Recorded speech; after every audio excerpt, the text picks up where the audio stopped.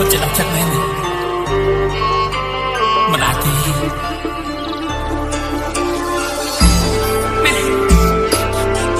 គឺខ្ញុំដាច់ចិត្តមែនគ្មានជាបាយទេខ្ញុំមិនដឹងថាថ្ងៃកើតខ្ញុំត្រូវប្រឈមនឹងរឿងអីទេ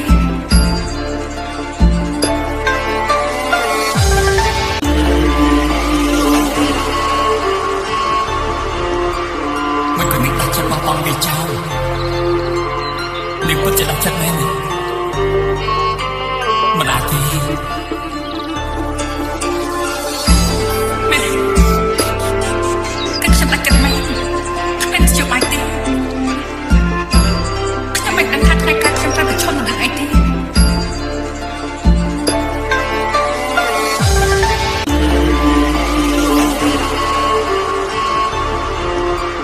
មិនគួរមានដាច់ចិត្តបោះបង់វាចោល